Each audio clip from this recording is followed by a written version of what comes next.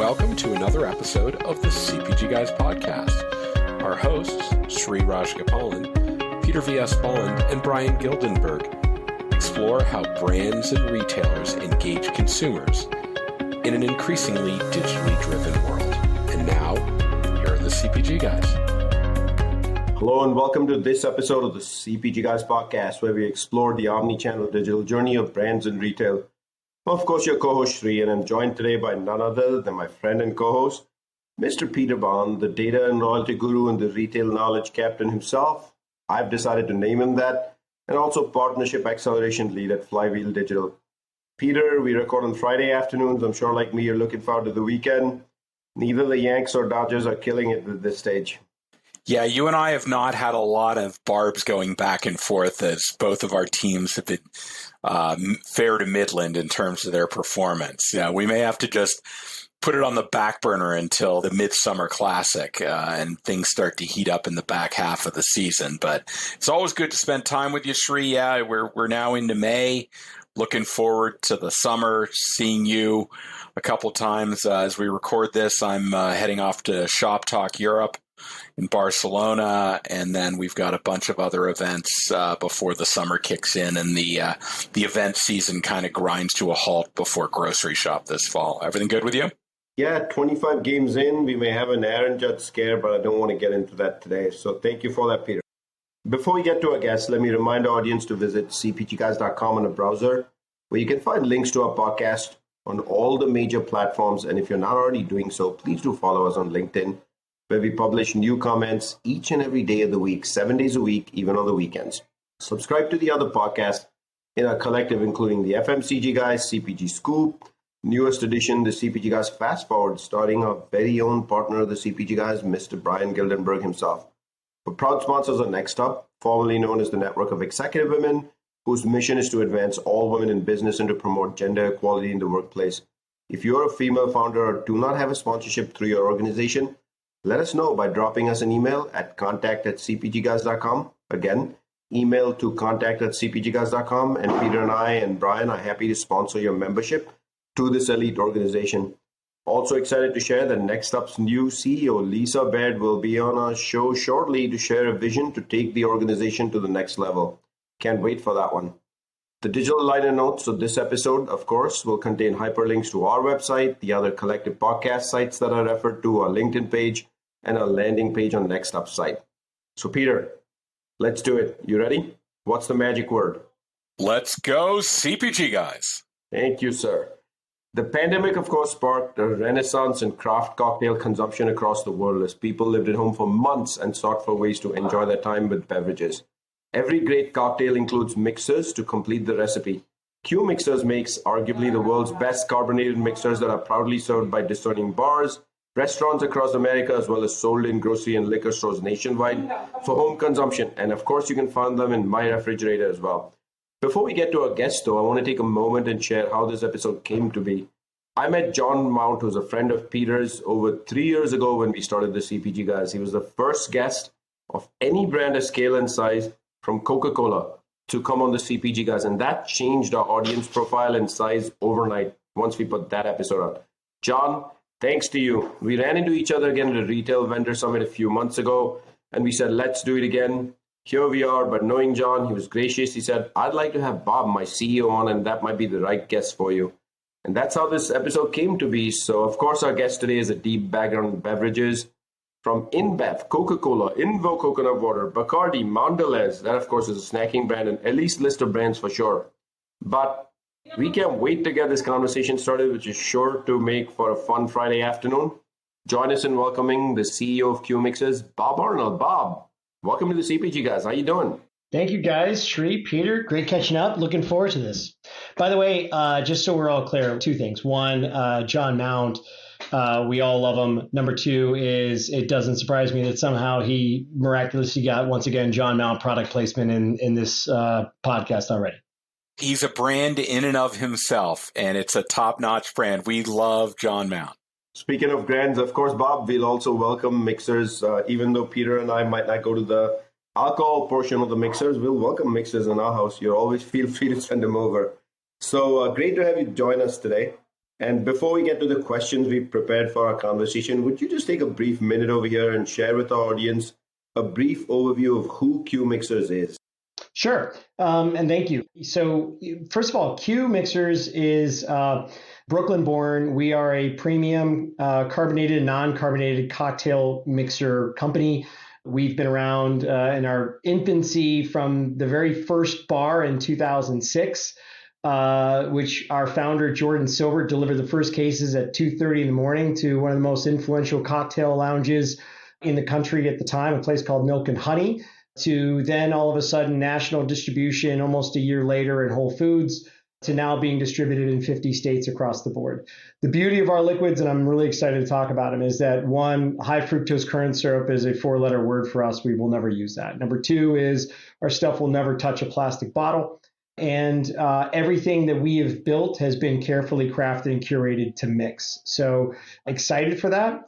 I guess I would kick off by telling you the 5 things I think educating everybody on this category and what makes me so excited and why I decided to join it is this year, spirits for the first time ever overtook beer as the number one segment in alcoholic beverages as the number one category. There's a 40% CAGR on spirits through 2032. So I don't anticipate that trend to go away. Number two, as the first cousin to spirits, I always say with mixers, 100% since 2018, 100% of the growth of the mixer category has come from the premium segment. Of that 100%, 2 brands make up nearly 90% of that premium segment. Q happens to be one of them. And since 2018, we've been the fastest growing mixer, and we are the one that is US based and 100% US produced. So really, really exciting times for us, and look forward to telling you more. Congratulations, first of all, on all the success for Q Mixers.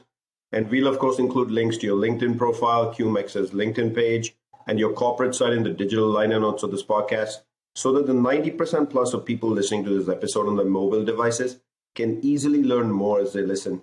So let me get it going here with the first question I have for you, Bob. Your career has elite brands that I already named, but I'll say it again, which makes me call you the beverages guy. Take us through the years at InBev, Coca-Cola, and now CEO of Q Mixers. And then, since you've got the mojo to be called the beverages guy, what advice would you give to someone early in their career in this space, seeking to follow in your footsteps and then be the CEO someday of a beverages brand that's scaling pretty quickly? Number one, I'm stealing the beverage guy and I'm putting that on a t-shirt. I never anticipated being the beverage guy, first and foremost. So another elite brand that I had prior to all of this was in the golf industry. I spent 8 years prior to being in the beverage space in the golf business. I was 4 years as a PGA club professional, and then was recruited to come over on the manufacturer side to Callaway Golf. So another incredible brand in Callaway that I've been a part of. So I'd almost say I've been in the indulgent business, from golf to Coke to beer to spirits to feeling like you got to escape with a couple sleeves of Oreos, I guess. But when the golf industry shrunk, it was an up or out mentality for me early in my career. And I was extremely fortunate to run into 2 guys that were senior leaders relatively early in their career at InBev, who, identified potential and, call it my superpowers, which we all have superpowers. But more importantly, they also wanted to help me identify kryptonite and where that might be and where I could find it. So, why is that important? And to answer your question, I actually wouldn't give advice to anybody to be, successful in the beverage industry. I'd want to give them advice to be successful in their career and their life. And so, it started with just 2 people in beer that really, helped shape and mentor me. And it motivated me and inspired me to want to learn more and be better, which then led to another extraordinary network leader at InBev. In fact, a couple more of them, which then took me to Coca-Cola, which then took me to Bacardi, and each one of those places, I expanded that incredible network. And what I'm so very humbled and thankful for today is, regardless of if my career is successful now or not, the people around me, I'm unbelievably humbled by, and even reflecting on that question tells me I haven't thanked them enough for what they've done. I would tell that to anybody early in their career that, it's not about being in a beverage category. I didn't come back to beverages, even though I love this industry so much, and I love this industry. I came back to this category because of the network. I returned to my network. And, the three characteristics I would tell somebody earlier in their career that they really have to possess. One is the power to be adaptable. Adaptability is incredibly important. Things happen all the time. Leaders around you want to know, are you with them and can you adapt to it?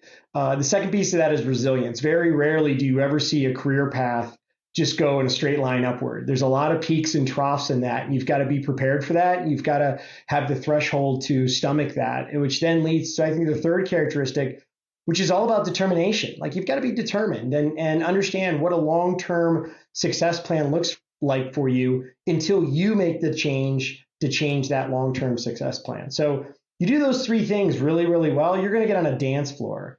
And if you get on that dance floor, people are going to see you. And when those leaders see you, you need to demonstrate another three things. Number one is a bias for action. Two, I think, is an attention to detail. And three, really is do what you say you're going to do. I think if you do those three things really well, you're going to have a bunch of people that you've established trust with. And trust leads to more responsibility. More responsibility leads to more opportunity. More opportunity leads to boxes higher on the org chart, and boxes higher on the org chart open up even greater opportunities to continue to expand that network. And then you basically rinse and repeat all of those qualities. So, I think that to me feels like the recipe to success. I don't know how you guys feel about it, but that to me has been something that I feel like has worked for me. You notice how, Peter, you got recipe for success in there? Yes, exactly. Hey, Bob, welcome to the podcast. We're so happy to have you here today. Before I get to my question, I want to compliment you on recognizing the power of the network in terms of the advancement. I mean, I talk about this all the time when people come to me, particularly young in their career, and I give them the advice that was given to me when I was straight out of business school. And I remember, and you told me a story earlier about being at Pebble Beach meeting John Mount. Well, it was actually on the 16th fairway at Pebble Beach that my then corporate VP of sales, a guy named Jim Shea, who came from French's Mustard, I was amazed at how the fact that whenever we got on an airplane, by the time we got to the rental car, we'd already run into two people that he knew. And he not only knew them, he knew what was going on with them. And he told me his little secret. He starts every day, the first half an hour, he used to use a Rolodex, and he kept notes on the cards, and he would flip through to see who he hadn't talked to recently. And he would give them a call and just catch up with them. And it kept that network kind of like the pot on the back burner on simmer. Because when he actually needed it and he reached out for them, it wasn't like he was calling out of the blue. And to this day, I still spend the first half hour of every day feeding my network, maybe sending him an email, maybe giving him a call, maybe whatever. But I think that's a really powerful tool, and I'm glad you recognized it. So I want to get into what we talk a lot about on this podcast, which is the digital world. E-commerce is very prevalent. It's increasing in grocery. The volume is moving, certainly to omnichannel in general. It's, the hybrid shoppers. Not every shopper does everything online. It's all about trip missions. So I want to understand, how have you led the last 3 years since the beginning of the pandemic to really digitize your portfolio and how you engage consumers to make it available as either to buy it online or to discover it online that leads to a purchase? How is the digital age coming into your brand? It's a fantastic question. And when you are, first of all, a small brand, and I love what you just talked about, the word discover. The segment of our category, which tells me we have an extremely long runway, and that's what I'm excited about, this little old mixer category, is the fact that, it's about discovery. This is a low awareness, high growth segment. And in a low awareness, high growth segment, it is first acquired by early adopters. And early adopters are in coastal influential cities. They're in specialty retail, and they are information seekers. So as a result of that, you've got to have the right e-commerce model. As I think about our business, for us, look, it's extremely important. We have major partners that continue to grow, and we have a lot of work to do. But the 4 Ps of e-com are basically the 4 Ps of brick and mortar, right? The naming conventions are just a little bit different. And, if you really want to get your digital shelf right, it starts with your right assortment, and the right assortment's got to have the right pricing architecture. And then from that assortment, you've got to be able to have the right content. And that content has to be the boring but incredibly important stuff like what you'd call master data and all of the, dimensions and all of that's got to be crisp and that's got to be right. But then all your marketing content's got to be there too. You've got to have the right catchwords that, can then drive the third attribute, which is search. And ideally, you're going to get a lot more organic search than your paid search. And, that way you can utilize paid search for things like, awareness and less for conversion. And if you're doing that all right, that then leads, I think, to quality and ratings. And quality and ratings start to drive you even further. And as you get that going, you now end up in a lot of first page clicks, which ends up growing a lot of your sales. And a lot more people learn about it. Some of the tactical elements of e-com, though, I think that's really interesting, where I think as a small company, we have a competitive advantage than, even the larger companies. In fact, one of them I just came from, you've got this growing spend and investment in e-commerce. And a lot of marketeers have been accustomed to their KPIs against a linear ROAS spend, right? And so they've had a really hard time putting deeper investments into some of these, e-commerce models, which in these bigger multinational companies, highly structured, highly complex, they cottage these resources, right? And I think that ends up becoming a little bit of a hindrance and a barrier. And then even the argument of, well, should it be conversion? Should it be awareness? All these different little items. We don't have those types of problems. So, for us, our biggest challenge right now is cleaning up and refining our content, making sure that's really, really crisp. And then once we have that, codifying and syndicating that out to places like, where we have a massive business in the on-premise with our liquor distribution world, where they have a lot of virtual sales and they're expanding even those B2B networks. And those are the types of things that, we want to make sure that we're refining. So it's a big piece of the business and we continue to invest in it. Shri, did you hear what I heard? I heard search, content, assortment, navigation, and ratings and reviews. Where have I heard that term scanner before? Was that like our second episode when you pulled that out of your pocket and taught me about scan? It's so great to hear someone in the industry really understanding the keys to success in the digital world. Kudos and bravo, Bob. That is just phenomenal. No, thank you. For our audience, not only is that like a re-primer on winning on the digital shelf, but it's also a reminder that as the leader of the company, you believe in it and you're pushing for it yourself and clearly understanding that the digital piece of this equation is non-negotiable from the consumer perspective. But Peter and I also strongly believe that the path to scale goes directly through the store and on the store shelf. Because, we have a saying here on CPG Guys, we say the store shelf is the warehouse of e-commerce. So how do you focus on category management, which should result in distribution and queue mixer scaling? Would love to get your take on it. I mean, Shri, I could talk on this entire podcast on that one alone. When I joined here, not uncommon, right? We have this double-digit growth juggernaut in this business, and it was founder-led. And our founders and our co-founder, both Jordan Silbert and Ben Carlin, who are extraordinary guys. I mean, the horsepower they have, the work ethic they have is incredible. They've bootstrapped a ton of this stuff, but at the same time, they had the wherewithal, which only just commanded even more respect from me, is they didn't know what they didn't know, right? And a lot of these small companies, the long-term strategy is let's just go sell a bunch of stuff as fast as humanly possible, and hopefully we keep selling more. The reality is this category, and when you reference category management, it starts with category. It doesn't start with shelf, right? And you've got to be able to think about the macro dynamics of this category. You've got to think about the shopper.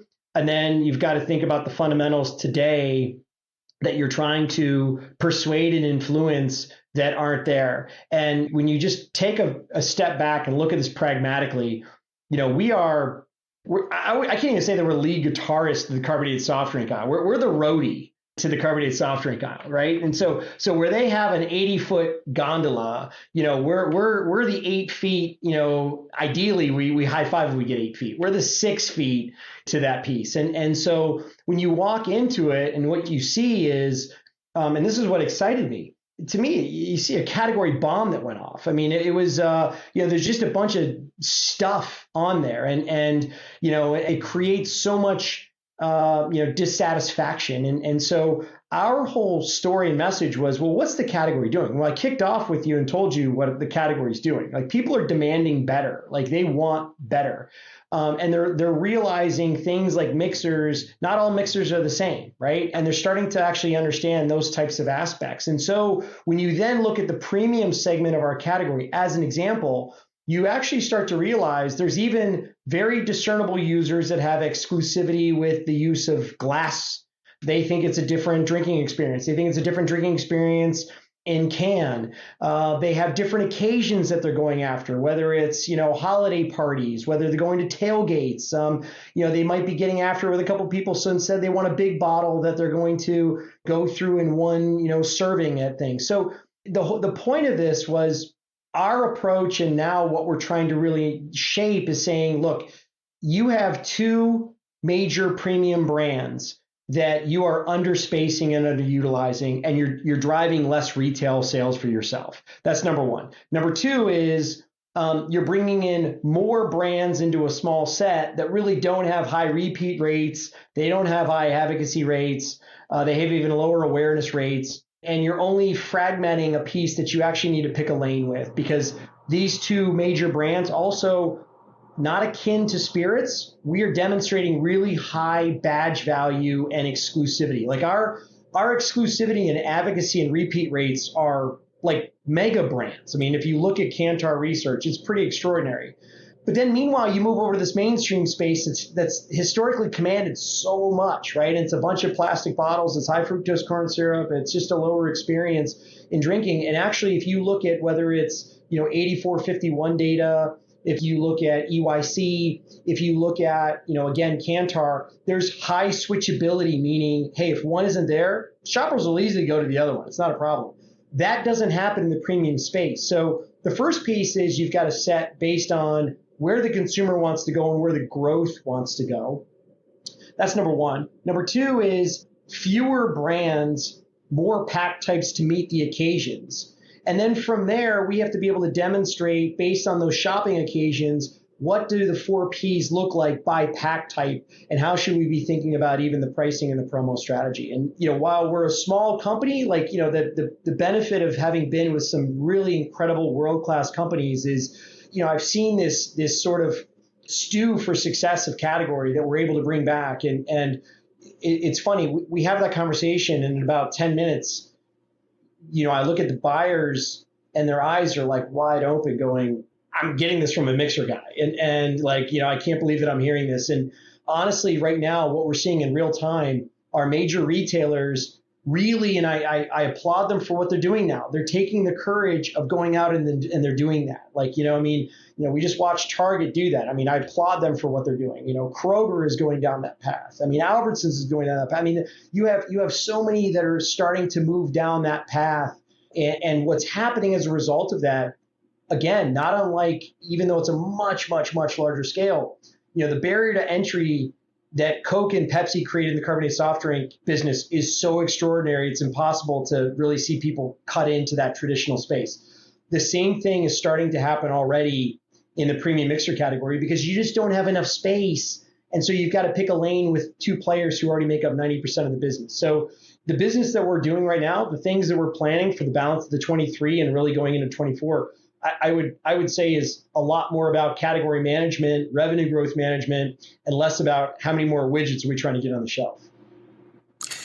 Sri, I know it's not lost on you, as it is not on me, that we're in the presence of someone who comes from a very traditional food and beverage category, but is clearly built for the digital age, because he talked about shopper insights. He quoted quite a number of notable organizations, and an understanding of being able to look in the basket, understand substitutability, understand loyalty.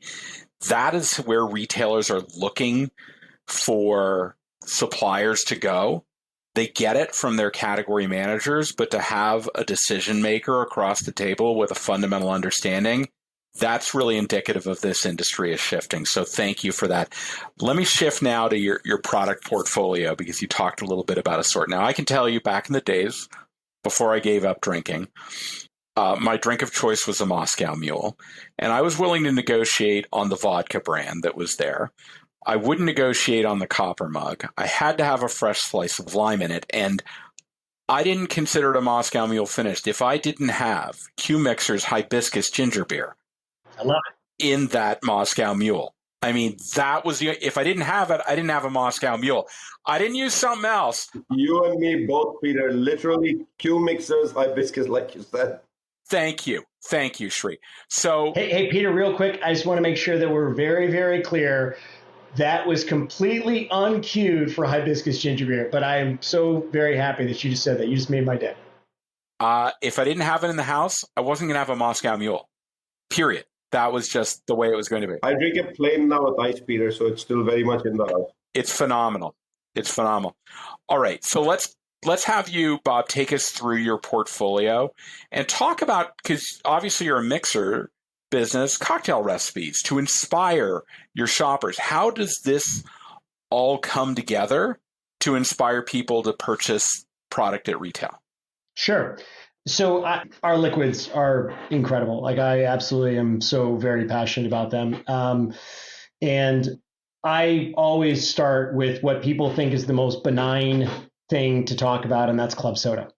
I think we make the best club soda on the market. I think it's extraordinary. And, I actually think, for the fact that the two of you are both completely dry and alcohol free, I think you should try my club soda. The club soda is one of the most refreshing things that you'll taste.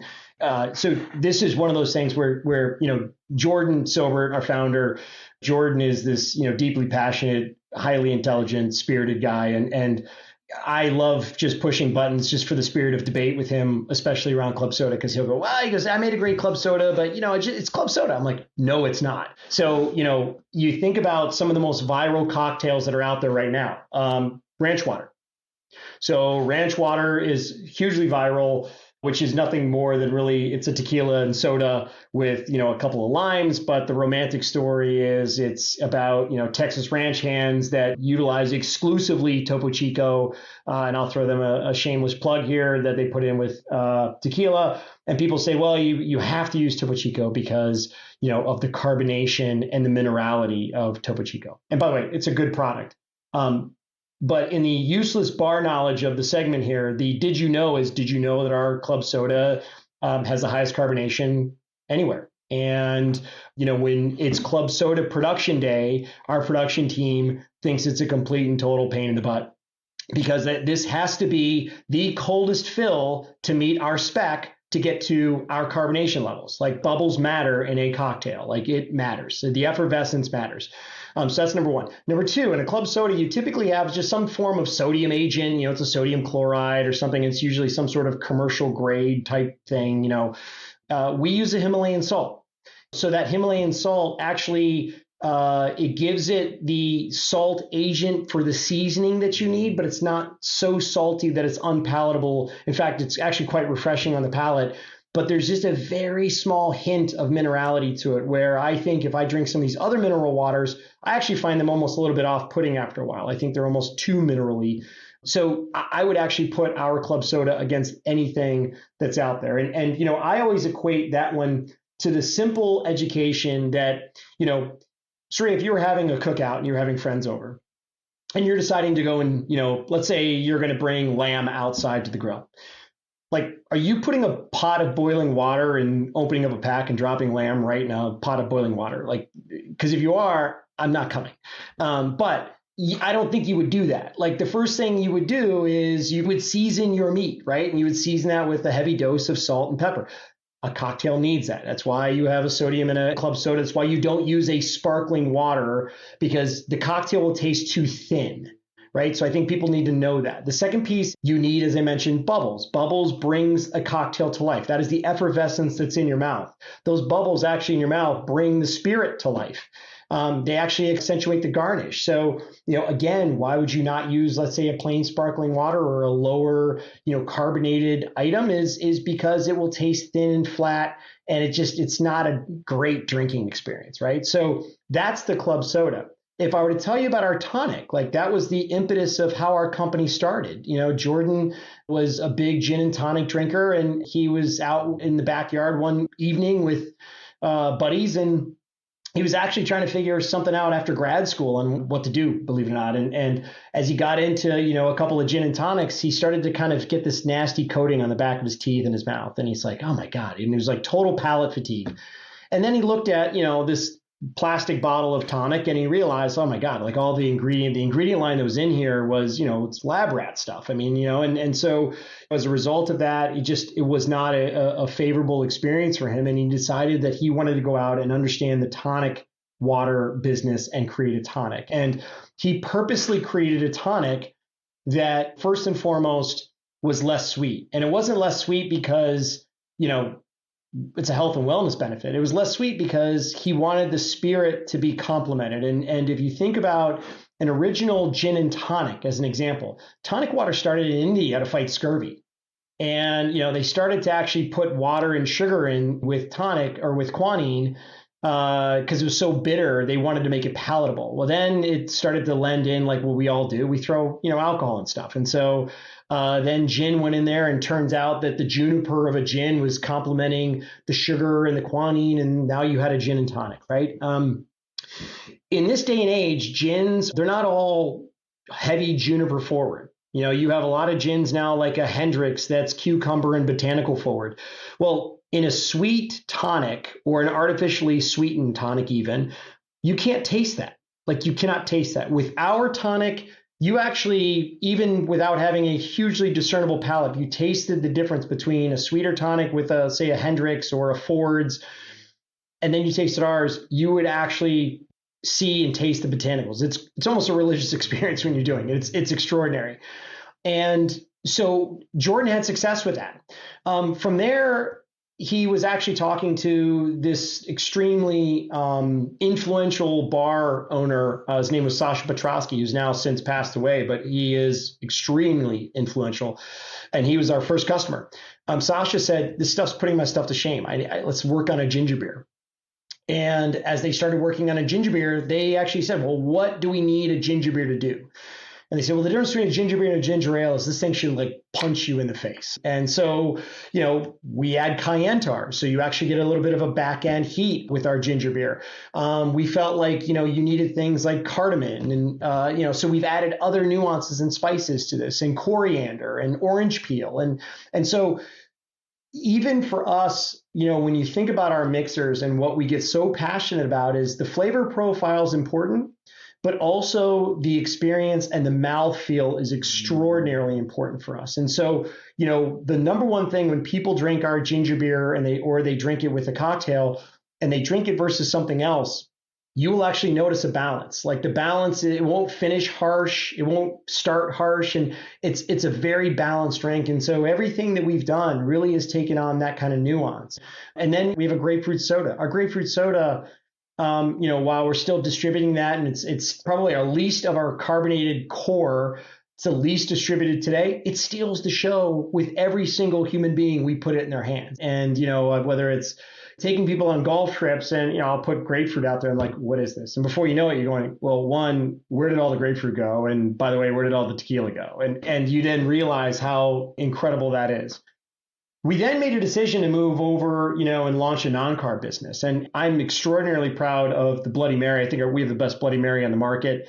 There's a lot of great Bloody Marys out there, but, I think the beauty of our Bloody Marys, I could tell you like where the tomatoes were actually sourced from. I can tell you that, we source our horseradish from a farm in Wisconsin. I can tell you that, we work with a small father-son company that builds this awesome sauce to go, into the mixture of our tomato base and our horseradish that, includes things like dill. So you're almost like, is there pickle juice in there? And then we actually even add a shiitake mushroom powder for an earthiness. And I mean, all of these little nuances, we just continue to add and layer and layer and layer. And the beauty of our liquids, when we make our liquids, when we make them and we work with, our flavor house and our engineers, when we do this, we tell them, put it in there if it makes sense. Like, we're never going to pull it out because of a cost component, ever. Like, we never will pull it out because of a cost component. And it's one of the reasons why in the mixer category, we are the largest user of organic agave nectar for our sweetener.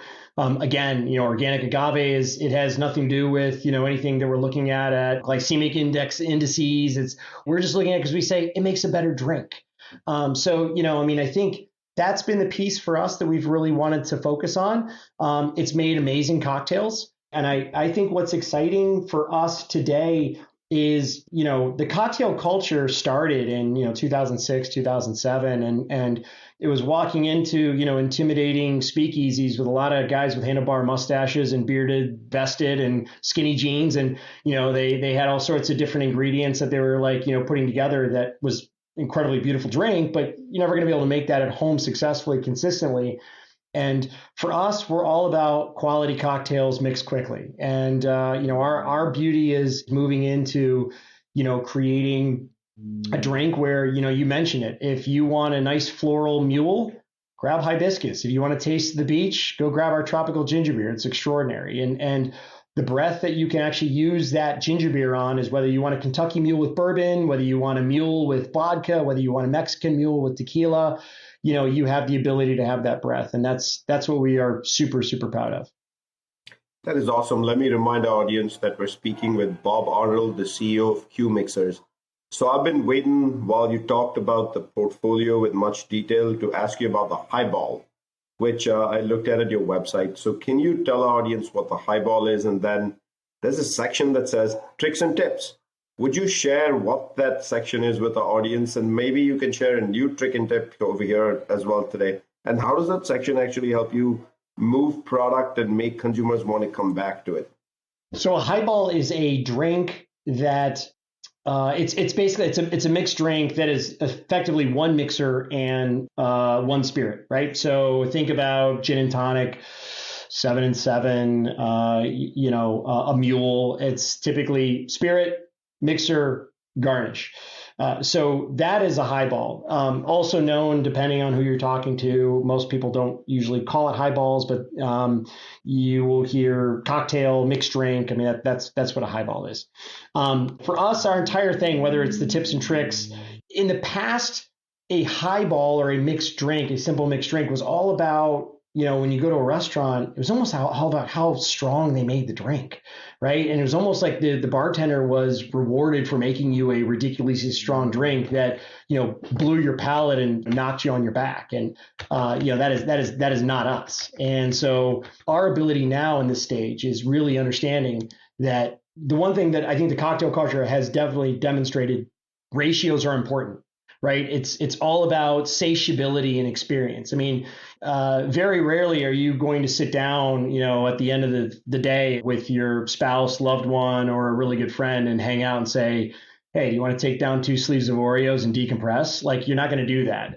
You're probably going to say, do you want to enjoy a beverage together, right? Whether that's a cup of coffee, whether it's a tea, whether it's a cocktail, whether it's a mocktail, it's something about indulgence and experience and reset. And, I think what our simple tips and tricks are about the simplicity of making a good drink. It's 3 parts mixer, it's 1 part spirit, it's good ice, and it's a garnish. And really, you can do that as long as you have a quality mixer. You're going to really enjoy that drink. We've said this all along. A great spirit does not make up for a crappy mixer, but a great mixer will make up for a crappy spirit. And I think that's the thing that people need to understand, which is also a beauty of this from a recession standpoint, right? Because even when you think about recession, you may not want to buy the $30 bottle of vodka. You might downgrade to a $18 bottle of vodka. But, for us, the difference is you bump up $1 and you still made a great cocktail with a premium mixer.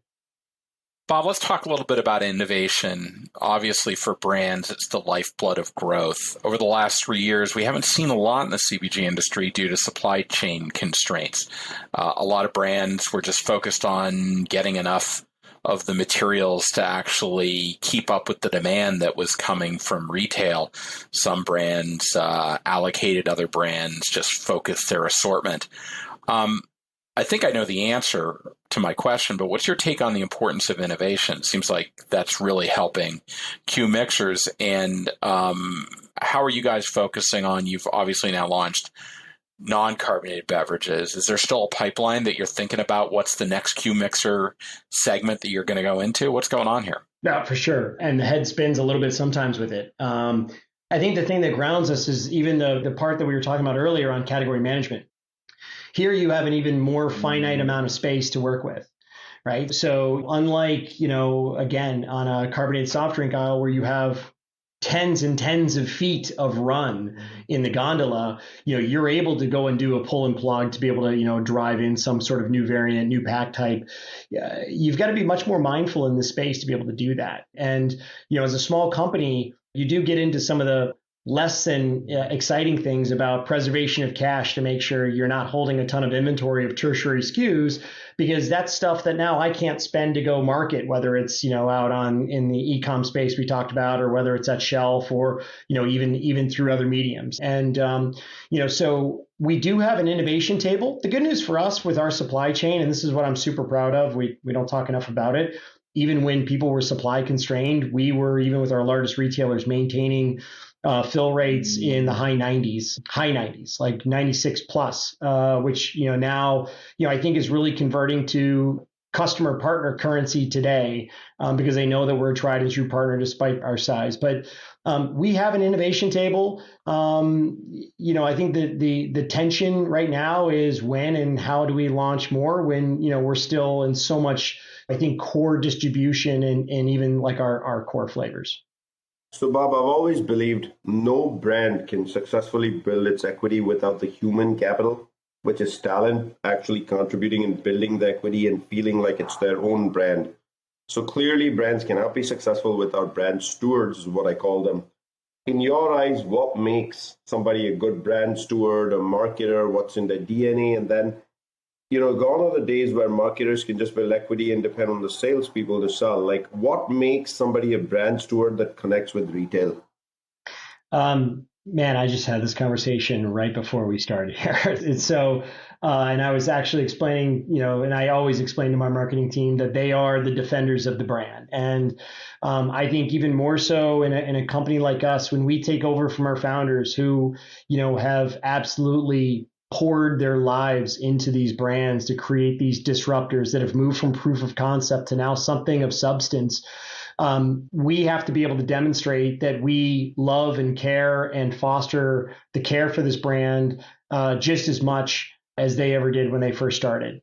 So when we think about our full path to purchase, I do need marketing leaders to truly understand, what that looks like from shelf back all the way to the top of the funnel. And when you're a small brand with lower awareness, again, focus is always a big problem because, the beauty of this is you're not everywhere, so you can go anywhere. Well, that's also the difficulty. And if you're not careful, you're a mile wide, you're an inch deep, and you've penetrated nothing, and you've just wasted a lot of resources. So, I think step one from our marketing group is continuing to be evangelists of our overall brand. Step two is exciting and delighting and educating about the category and why the early adopters have already come over. I mean, they're here. Like, we're already about to pass.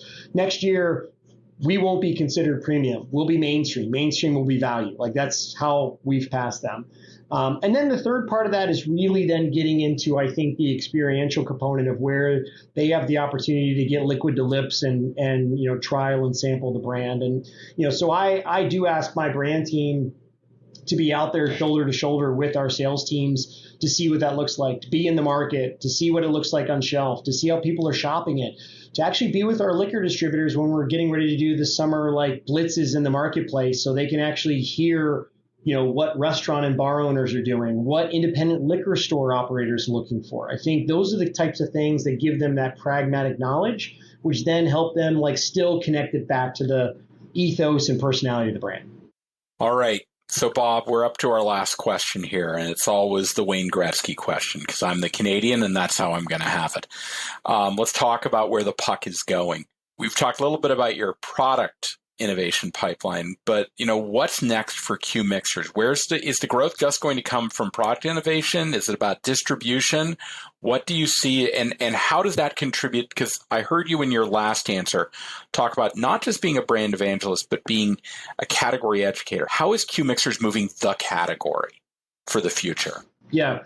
So I'll give you my large, verbose 5-year from now shot, and then I'll maybe unpack it a little bit. Look, 5 years from now, I want us to be the number one mixer in the United States, period, full stop. I also want us to have material distribution globally. So that to me would be, a long-term agenda from that standpoint. How we're going to get there is really what we're unpacking in real time today. We've got this incredible brand.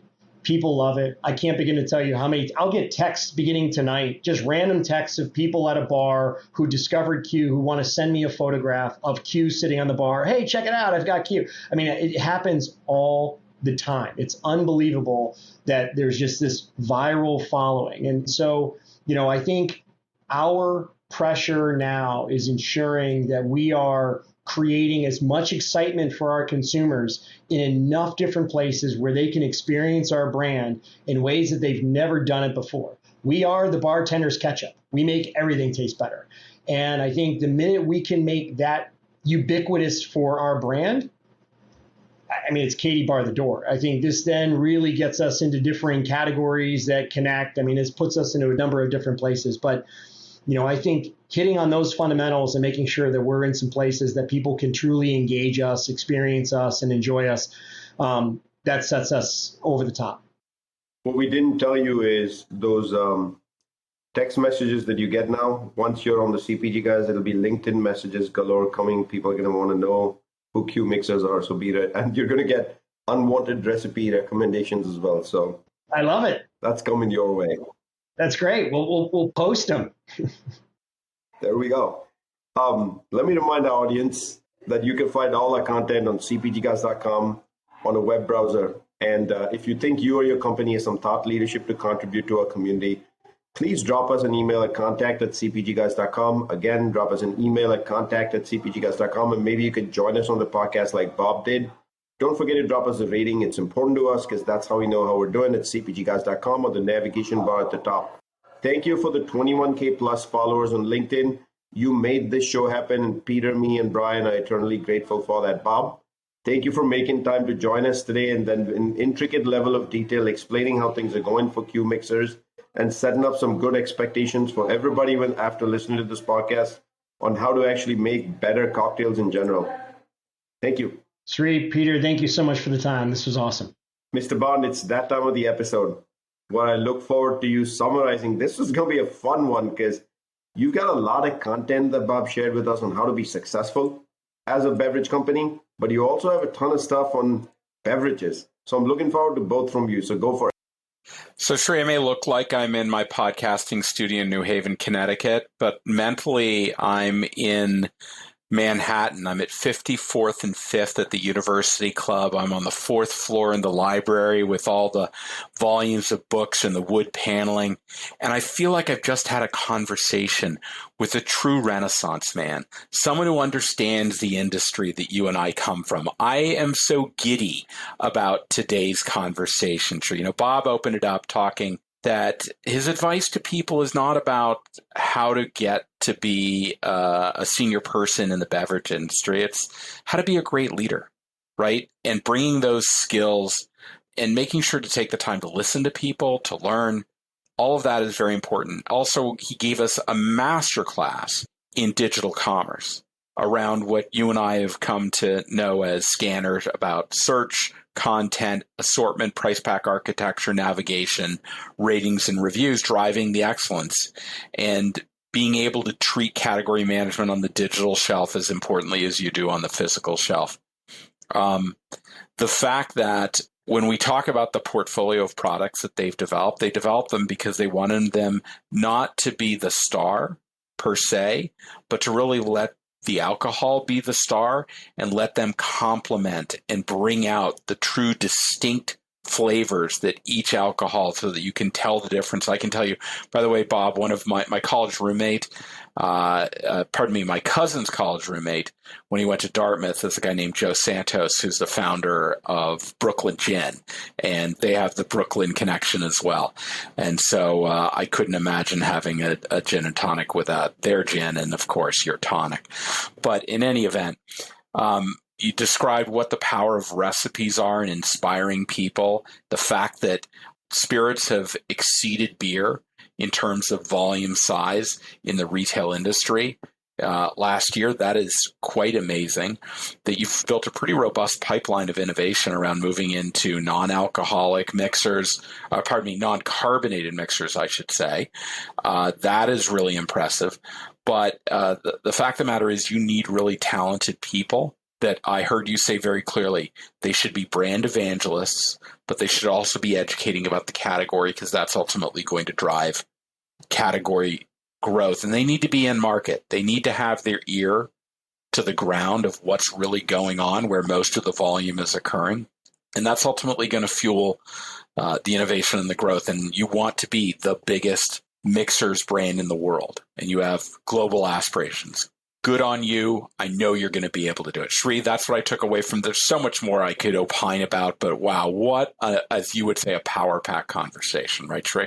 I'm going to bring everything you and Bob said together as the title of this episode, Leadership in the Beverages Industry. And with that, I will close out this episode. We will see you soon on another episode of the CPG Guys.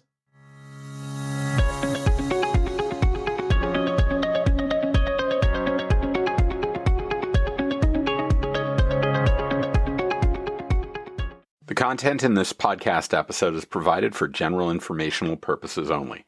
By listening to our episode, you understand that no information contained in this episode should be construed as advice from CPG Guys LLC or the individual author, hosts, or guests, nor is it intended to be a substitute for research on any subject matter. Reference to any specific product or entity does not constitute an endorsement or recommendation by CPG Guys LLC. The views expressed by guests are their own, and their appearance on the program does not imply an endorsement of them or any entity they represent. The views expressed by CPG Guys LLC do not represent the views of their employers or the entity they represent. CPG Guys LLC expressly disclaims any and all liability or responsibility for any direct, indirect, incidental, special, consequential, or other damages arising out of any individual's use of, reference to, or inability to use this podcast or the information we present in this podcast.